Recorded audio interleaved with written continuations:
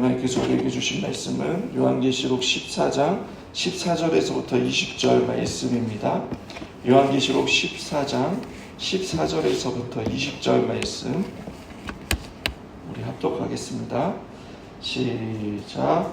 또 내가 보니 흰 구름이 있고 구름 위에 인자와 같은 이가 앉으셨는데 그 머리에는 금 면류관이 있고 그 손에는 예리한 낫을 가졌더라.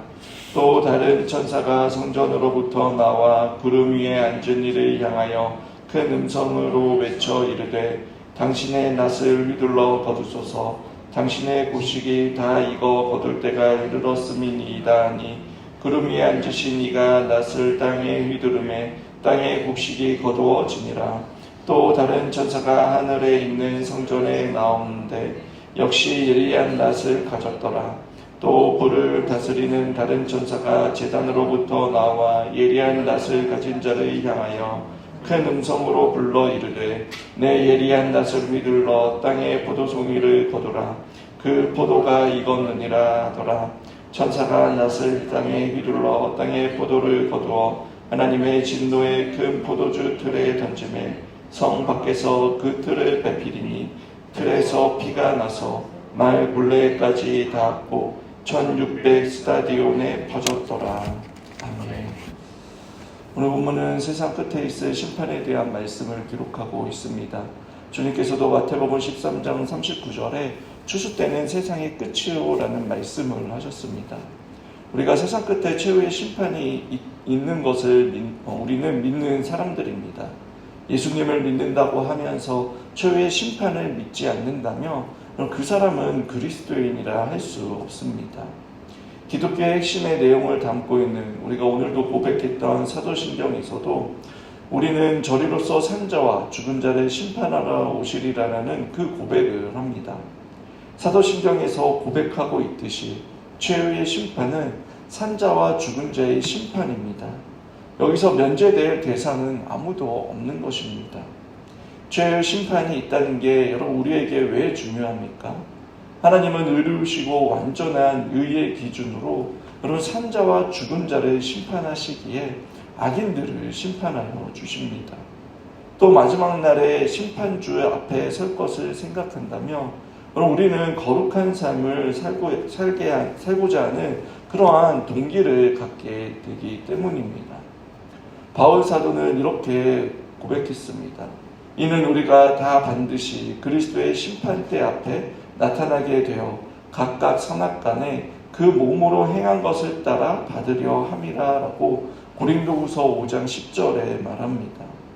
저와 여러분은 마지막 날 그리스도의 심판대 앞에 서게 될 것입니다. 그러나 하나님의 자녀들에게 여러분 심판은 두려움만 주지 않습니다. 왜냐하면 그 심판의 주가 우리의 주와 구주이시기 때문입니다. 본문은 두 개의 추수에 대해 말씀하고 있습니다. 하나는 곡식 추수의 이미지로 주님께서 알곡은 모아 곡간에 들이시는 그 마태복음 3장 12절의 추수로서 선택한 백성을 모으시는 추수라고 말합니다. 그러나 포도 추수는 하나님의 진노의 파괴적 속성을 그대로 보여주는 심판으로 악인들을 향한 것이라고 말할 수 있습니다. 앞서 12장에서부터 14장의 주제는 여러분 영적인 전쟁입니다. 여기에는 짐승의 패와 하나님의 인에 대한 대조가 있고 또 바벨론의 영원한 심판과 성도의 복된 죽음에 대한 대조가 있습니다. 또 짐승을 따르는 자가 있고 그리고 어린 양이 어디로 인도하든지 따라가는 성도들이 있습니다. 그렇게 문맥상 두 추수는 각각 충성된 성도와 성도를 수확하는 것과 또 짐승을 섬기는 악인들을 수확하는 것을 가리키는 것입니다. 14절에서부터 16절은 곡식 추수에 관한 내용입니다. 요한은 구름 위에 인자와 같은 일을 보았습니다. 여기에서 인자는 예수 그리스도를 말합니다. 그 머리에는 면류관이 있고 손에는 예리한 낫이 있습니다.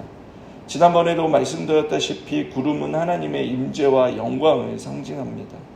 또 금 면류관은 권세와 신적 영광을 보여줄 뿐만 아니라 그리스도께서 승리하셨다는 것을 나타냅니다.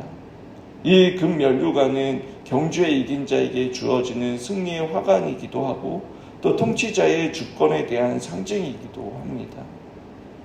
또 요한이 본 한 가지는 예리한 낫이었습니다. 오늘 본문에서만 모두 7번이 등장합니다. 낫은 하나님의 심판의 은유인 것입니다.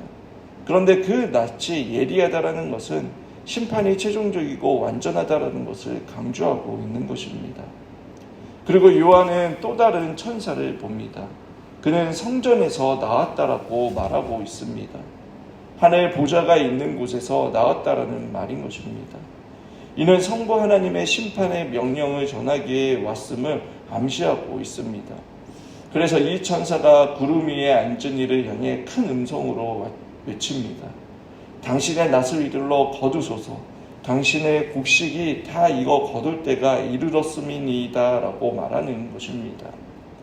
그런데 왜 천사가 주님께 추수할 때가 찼다라고 말하고 추수를 하시라고 말하는 것일까요? 주님께서 알아서 하시면 될 텐데 왜 이렇게 말하는 것일까요? 그것은 주님은 영광을 받으셨음에도 불구하고 하나님과 사람의 중보자이시며 오직 아버지의 뜻에 따라 행하시는 것을 보여주는 것입니다. 그리고 이 마지막 때에는 오직 하나님 아버지만이 아시기에 성자 하나님으로 하여금 그때가 도래하였음을 알리는 것입니다. 성자에게 성전에서 나온 천사는 단지 아버지의 명령을 전달해주는 메신저였고 구름에 앉으신 이 주님께서 이제 낫을 휘둘러 땅의 곡식을 거두십니다. 알곡 즉 주님의 택한 백성을 거두시는 것입니다. 이어서 17절에서부터 20절은 여러분 두 번째 추수를 살펴보면 17절에 요한은 또 다른 천사를 봅니다. 이 천사도 하늘의 성전에서 나옵니다. 하나님의 심판 보좌로부터 나와 여러분 심판을 행한다는 의미입니다. 그가 가진 예리한 낫은 여러분 이것을 증명하고 있습니다. 이 천사는 심판할 수 있는 그 권세를 부여받고 나왔습니다. 여기에도 또 다른 천사가 등장합니다. 이번에는 제단으로부터 나온 천사입니다.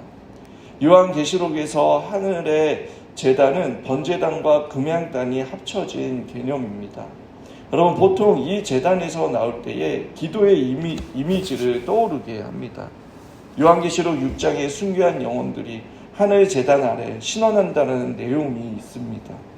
그리고 7번째 인이 떼지고 한 천사가 모든 성도의 기도를 합하여 하나님의 그 보좌 앞에 금 제단의 향을 가득 금향로에 드리는데 그 향로에 제단의 불을 담아 땅에 쏟아지자 우레와 음성과 또 번개와 지진이 나면서 7 나팔이 시작되는 내용이 8장에 기록되어 있습니다. 제단이 언급되는 두 경우 모두 기도와 관련된 이미지를 보여주는 것입니다.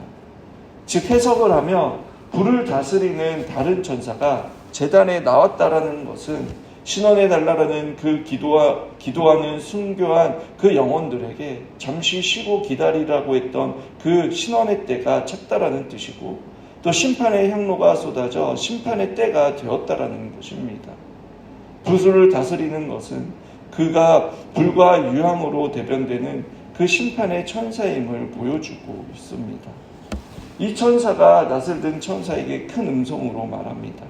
내 예리한 낫을 휘둘러 땅의 포도송이를 거두라. 그 포도가 익었느니라 라고 말합니다. 여러분 그렇다면 왜 심판을 포도 추수에 비유했을까요? 여러 성경학자들은 포도를 수확해서 포도주 틀에 넣고 밟는 그 밟을 때에 그 포도의 붉은 빛이 튀어 온몸에 묻게 되고 또 포도주 틀이 붉은 포도즙으로 채워지는 모습은 피가 솟구쳐 흐르는 최후의 심판의 무서운 이미지를 가장 실감나게 보여주기 때문이라고 말합니다. 그럼 19절에 예리한 낫을 가진 천사가 낫을 땅에 휘둘러 땅에 포도를 거두게 되고 그 포도를 하나님의 진노의 포도주 틀에 던져 넣었습니다. 여기서 우리는 바로 앞에 10절을 기억하게 됩니다. 그도 하나님의 진노의 포도주를 마시리니 그 진노의 잔에 섞인 것이 없이 부은 포도주라. 거룩한 천사들과 앞과 어린 양 앞에서 불과 유황으로 고난을 받으리라라고 말씀합니다. 이 말씀은 짐승과 그의 우상에게 경배하고 또 이마나 손에 짐승의 표를 받은 사람들에 대한 심판을 묘사합니다. 포도주 틀에 던져진 포도송이들이 이제 그 안에서 짓밟혀 터지게 됩니다. 밟힌다라는 단어도 심판의 이미지를 잘 보여주는 것입니다. 그런데 이 일이 어디에서 일어납니까? 성 밖에서 일어납니다. 포도주 틀이 성 밖에 있다라는 것입니다. 심판은 악인들은 거룩한 성 밖으로 쫓겨나 심판을 받게 되는 것입니다. 20절의 말씀은 그 심판이 얼마나 가혹한지 포도주 틀에 밟혀 튀기는 피바다가 여러분 피가 바다를 이룬다라고 말씀하고 있습니다. 이 심판은 온 땅에서 행해지는 철저한 심판이 될 것이다라고 말하고 있는 것입니다. 여러분 이 마지막 심판의 날이 오실 것을 여러분 믿습니까? 말씀을 듣고 여러분은 어떠한 생각과 느낌이 드십니까? 여러 가지 상징으로 인해 어렵게 느껴지십니까? 하지만 분명한 메시지는 마지막 때에 어느 누구도 산자나 죽은 자나 심판을 피할 수 없다라는 것입니다. 그런데 모든 인류는 두 부류로 나눕니다. 곡식 추수이거나 포도 추수이거나 그 중에 하나의 추수의 대상이 된다라는 것입니다. 물론 우리는 그날이 언제일지 알지 못합니다. 주님께서 말씀하신 대로 그날은 아버지만이 아시고 우리는 그날을 알지 못하기에 항상 깨어 있어야 합니다. 즉 준비하며 살아가야 한다라는 것입니다. 여러분들은 그 마지막 날을 맞이할 그 준비가 되어 있으십니까? 죽음 이후에 최후의 심판이 있다라는 것을 믿으며 살아가십니까? 단지 사도신경의 한 구절로서 읊조리는 것이 아니라 성경이 가르쳐주는 참된 믿음을 가지며 우리가 살아가고 있는지 되돌아보며 복음으로 우리의 믿음이 견고히 서야 합니다. 심판의 날이 있다라는 것을 믿으며 사는 신자는 여러분 경건을 추구하며 살아갑니다. 사도 요한은 요한일서 3장 2절에서부터 3절에 이렇게 말씀합니다. 사랑하는 자들아 우리가 지금은 하나님의 자녀라. 장래에 어떻게 될지 아직 나타나지 아니하였으나 그가 나타나시면 우리가 그와 같은 줄 아는 것은 그의 참 모습 그대로를 볼 것이기 때문이니 주를 향하여 이 소망을 가진 자마다 그의 깨끗하심과 같이 자기를 깨끗하게 하느니라. 우리의 신앙이 참되다면 우리는 그날을 소망할 것이고 그날을 바라보는 그 소망은 우리로 하여금 자신을 깨끗하게 지키는 강력한 동기가 될 것입니다. 왜냐하면 우리 모두 주님을 만나야 하기 때문입니다. 그리고 우리는 그 날이 오기까지 우리가 사랑하는 사람들에게 아직 사람들이 믿지 않고 있다면 그럼 무서운 그날 포도의 신피함을 면할 수 없다라는 사실을 전하며 복음을 증거하는 자들이 되어야 합니다. 이 세상에 살아가는 모든 사람에게 여러분 이것보다 더 긴급한 그 필요는 없기 때문입니다. 오늘 하루 우리는 반드시 주님 앞에 서게 될 것이다라는 이 심판의 메시지 앞에 거룩하게 살아가고자 하는 그 마음을 가지며 또 사랑하는 이에게 복음을 증거하는 저와 여러분들이 되시길 주님의 이름으로 축원합니다.